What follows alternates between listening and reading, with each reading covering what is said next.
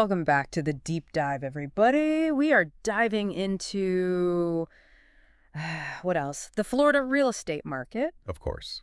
And it seems like there's always something to talk about, new Yeah. headlines, new data. What are we going to look at today? Yes, so much is happening. We've got a whole stack of reports, everything from Redfin and Zillow, the usual suspects. Yeah. But also some interesting pieces from the Wall Street Journal Axios, really trying to kind of cut through all the noise. Yeah, 'Cause it can get overwhelming, right? Absolutely. I think that's our mission today. It's just figure out what's actually happening Yeah. in Florida real estate, what's really going on, not just the hype. So whether you own a place here, thinking about buying, or just, fascinated by the whole thing, let's get into it. Exactly. Yeah, and whether you're an investor, keeping an eye on things, or just curious about how this all connects to the bigger picture in Florida. Right. We've got you covered. Let's break it down. Okay, so big picture first. It seems like things are cooling down. I mean, remember how crazy the market was? Oh, absolutely. Not that long ago. Now we're seeing, Redfin's data is pretty clear on this. The median sale price year over year, it's up, but just barely, like 1%. So that's the middle point of all the prices. Gives you an idea. Exactly. Kind of the average, if you will. But here's the thing. Sales are down. Way down. Over 10%. Yeah. And inventory, way up. Like over 18% more homes on the market. But what does that tell us? More houses sitting there, fewer buyers jumping in. It's a change, isn't it? People aren't as desperate to buy as they were, say, a year ago. Right. They've got options now. Exactly. They can take their time.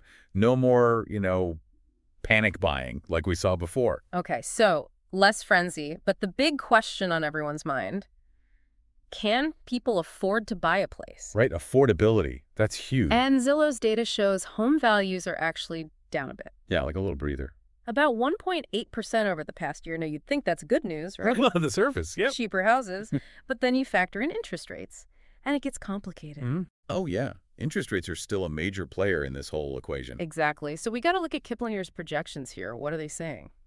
Well, they're thinking interest rates are going to pretty much stay where they are. Okay. In that 6.6% to 7% range for a while. Oof. Yeah. Maybe a slow decline, potentially averaging around 6.4% by the end of 2025. So not much relief there. Right. So even if the house itself costs a little less, borrowing money is still expensive. Yeah. That monthly payment is what really hits people. It all adds up. And speaking of adding up, we can't forget about homeowners insurance. Ugh, tell me about it. It's going up everywhere in Florida. It's a real burden, right? Makes owning a home even tougher, even if the initial price dips a bit. Like a double whammy. Exactly. It's coming at you from all sides. Okay, so let's get real for a second. What does this all mean for people, on the ground? Right. It's not just numbers on a spreadsheet. This is real life. Exactly. And Axios had this report about mortgage delinquencies in Tampa Bay. Oh, yeah. That was eye-opening. Over 5.5% of mortgages are more than 30 days late. Think about that. A year ago, it was just over 3%.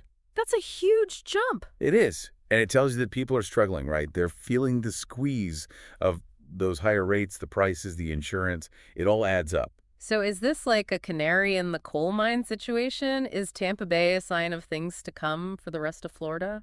It's definitely something to watch. I mean, one regional report doesn't tell the whole story. Right. But it does make you think, right? Especially with all these factors we've been talking about. It suggests things might be a little shaky for some homeowners. Yeah, no kidding. Okay, let's shift gears for a minute. There's this big policy proposal going around, potentially eliminating property taxes in Florida. I saw that. The Wall Street Journal has been covering it. Yeah, and it's causing quite a stir. Big changes always do, right? So the idea is to get rid of property taxes completely and make up for it with higher sales tax. Yeah, it's a total overhaul of how Florida funds its stuff, right? Yeah. Schools, roads, everything. Sounds great for homeowners at first glance. No more property taxes. Right? That's a big chunk of change for most people. But then you got to ask, how are they going to pay for everything? Exactly. Where's the money coming from? Can sales tax really cover it all? Especially long term? Big questions. So for anyone listening, this is something to pay attention to. It could change the whole game for owning property in Florida. Absolutely. It's not just about lower taxes. It's about the whole financial system. Right. The whole foundation. Exactly. Big picture stuff. Okay. So we've talked about the general trends, but real estate is not one big lump, right? Oh, absolutely not. Different segments behave in different ways. And the luxury market, the super high-end stuff, that's a whole other world. It really is. While things are cooling down in general, The ultra-luxury market, especially in certain spots, is still booming. Yeah, like they're playing by different rules. Very much. Like in Palm Beach, for example. The New York Post had this article about a guy, Rick Elias, who just bought a mansion for $73 million. Ooh. And get this, all cash. All cash. Yeah, all cash. And that's the second highest sale on the whole island this year. $73 million. Wow. That tells you a lot, right? These buyers, they're not worried about interest rates like the rest of us. No kidding. They're in a whole different league. They're playing a different game entirely. And it's not just Palm Beach. Miami Beach's North Bay Road, that whole stretch. Oh yeah, prime real estate. The Wall Street Journal was talking about how homes there are going for 20 to 40 million. Like, it's nothing. That's mind-boggling, isn't it? And they estimated the total value of properties on that 4-mile stretch is over $1.7 billion. Billion. With a B. Makes you wonder what's driving that, right? Is it just scarcity? Or is there something else going on? Yes, the Florida lifestyle, the tax situation, who knows? Yeah. But it's fascinating. Absolutely. Okay, let's talk rentals. What's happening there? So rentals are interesting. Boca Raton, for example, they're seeing a ton of new apartment buildings going up. Oh, really? Yeah, over 7,600 units under construction, apparently. Wow, that's a lot. It is. But it makes sense when you think about it. Palm Beach County, they're expecting more people to move there. Right, and with remote work, people have more flexibility. Exactly. So not everyone's buying a house right away. They need places to rent. Makes sense. But what does that mean for rental prices? Well, Business Insider is predicting record high rents this spring and summer. Oh, no. Yeah, especially in places like Miami, Tampa, Orlando. High demand, you know. So it's like a domino effect, right? Mm. Buying a house is expensive, so more people rent, and that drives up rental prices. Exactly. It's all connected. Okay, we've covered a lot of ground here. So what does it all mean for the average person? Well, it depends on your situation, right? Right. So for investors, what's the takeaway? I think it's all about watching those inventory levels we talked about. Okay. And keeping an eye on interest rate forecasts. Those are your big clues. Got it. Now, for folks thinking about buying a home, what should they be thinking about? Well, this slowdown might actually be a good thing. If interest rates do come down, like Kiplinger is predicting, and there are still plenty of houses in the market, right, it might be a good time to jump in. Okay, that's interesting.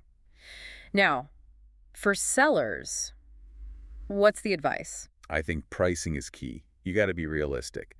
The crazy bidding wars might be over. Right. But there are still buyers out there. It's about finding the sweet spot. The right price. Exactly. Okay, and I just want to emphasize, all this stuff we're talking about, it's based on solid information. Absolutely. We're looking at the data from Redfin, Zillow, the economic forecasts from Kiplinger, what Axios is reporting on the ground, the in-depth stuff from the Wall Street Journal, the New York Post. We're not just making this up. Right, this isn't just our opinion. No. We're looking at the facts. We want to give you the information you need to understand what's happening. Exactly, so you can make informed decisions. Okay, so wrapping up, what's the big takeaway for our listeners today? Well, I think it's that the Florida real estate market is changing. It always is. Right, it's dynamic. Yeah. But by looking at the data, the trends, we can start to make sense of it. And hopefully make better decisions.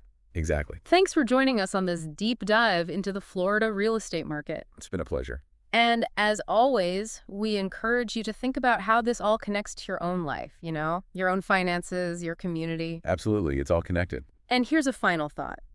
We've seen how the general market is cooling down, but the luxury market is still hot. And the rental market is being affected by all of this. So what does that mean for the future of housing in Florida? Yeah, how accessible will it be? Who will be able to afford to live here? Big questions. Lots to think about. Thanks again for listening. Until next time.